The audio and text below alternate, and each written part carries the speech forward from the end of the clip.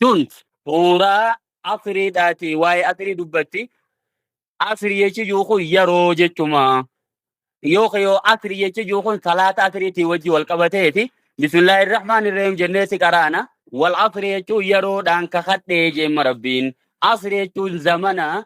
Zamanni kun amantii keessa bakka guddaa inni qabaannaani. Yeruma tana wajji wal qabatee doktorri meeqa yeroo isaa fayyadamee ta'a. Aalimni meeqa yeroo isaa fayyadamee ta'a. Yeroo isaa kana fayyadamuu dhabee wallaalaan meeqa lafa guuta. Yeroo tanatti fayyadamuu dhabeeti miskiinni meeqa argama. Taniifuu kanaa wajji wal qabsiifneeti laamma yeroon bakka guddaa qabdi. Taniifuu yeroon akka seefiisi yoo ati ittiin muruu baatte si murtiidha. Yoo Afrii yoo jenne immoo salaata Afrii yoo taate salaanni Afrii salaata wusxaa jedhamtee salaata hunda caaluudhaan beekamtuu jedhanamma.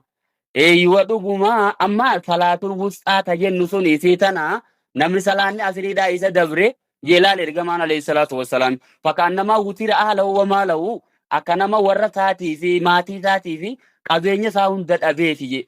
Kan nama hasaare jechuun warduwwaa deebi'e. Taniifuu rabbiin Afriidhaan kakatee janga.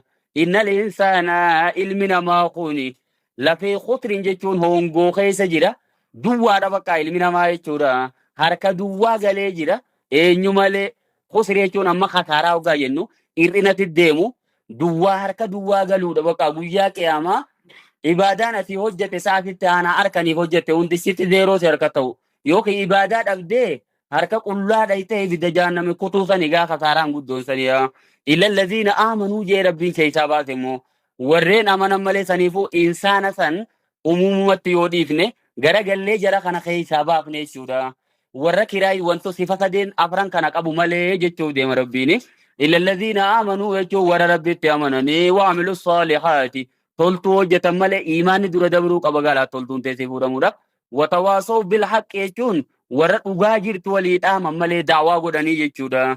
Watawaasoo bis sabri warra obsa walii dhaaman malee jechuu. Obsuun kun namni obsa hin qabne waa meeqa dhaba jechuudha. Namni obsa qabu immoo waa hedduu harkachuu danda'a. Obsi bakka guddaa waan qabuuf obsa hoggaa jenne balaa tibbuute qofa irratti obsuu miti jaan. Obsi bakka afurii qoodama. Obsa hoggaaniif jenne lubbuu ta'ee hamtuurraa qabuuni islaama. Sabruun anil maasiyati jechuun maasiyaa dilii hojjeturraa lubbuu ta'ee tana qabdee dhaabuunis obsa jaama. Tokko immoo sabruun ala xaati. Ibaaduma rabbii irratti obsu jechuudha. Salaatuma shanan irratti tiifachuu danda'u. Quraana rabbii qara'uu irratti tiifachuu danda'u. Akkasuma ilmi baratuu irratti tiifachuu dandeenya. Kunis obsaa. Tokko immoo sabruun alal musiibati balaa tibbuutu irratti obsuudha jechuudha bakka. Eeywa balaa tibbuutu nuti immoo baay'ee nama keenya bira beekamtu tana. Balaa tibbuutu sarrabbumaan naffiti jettee anumaa badii qabaatan maanuma dhufte jettee obsitee fudhachuu danda'uudha. Taniifuu obsi immoo innamaa yuwaffas saabiruuna ajrahum bighayri hisaab jedhaa rabbiini. Warri obsan mindaa isaanii lakkoofsa malee galata galfama waan ta'eef bakka guddaa qaba wanni kun wooma walii dhaamuu qabanidha. Amma edaa namni yoo itti amaneetuma yoo taa'e sirrii miti. Amanee toltuu hojjechuu qaba. Imaanni bichaan yoo toltuun bira hin jiraatin imaana dhugaan ta'u jechuudha.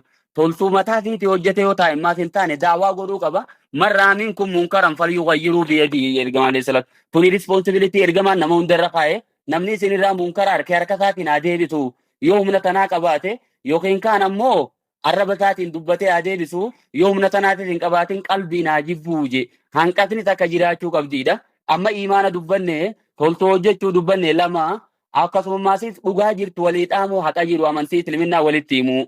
Sadii akkasuma obsa amantuma tanarrattuu obsaan malee hin taani. Kanaa wajjin afurii nama sifa afran tana qabu malee hundinuu kasaaraa keessa jira. Jannata seenuuf ulaagaaleen afrantu hin jiraachuu qabdiidha. Suuraan walateetuun bichaa odoo buute ilma namaatiif ni geeyti jeejan Imaamu Shaafi'iin. Rahimahullahu ta'ala rabbii taraamataa godhu wanni barbaachisu hundi as keessa jirtiidha dhuguma gaa'ii. Namni amanee toltuu hojjennaan achi booda wanni baratu maali toltuun tun maal fa'a? Akkamitti amananiidha malee dhuguma itummaan tun bichaanuu odoo taate kanuma qofa quraanni samii bu'e odoo kana qofa ta'eewu lakafatuum jeejan ilma namaatiif ni geeyti dhuguma suuratul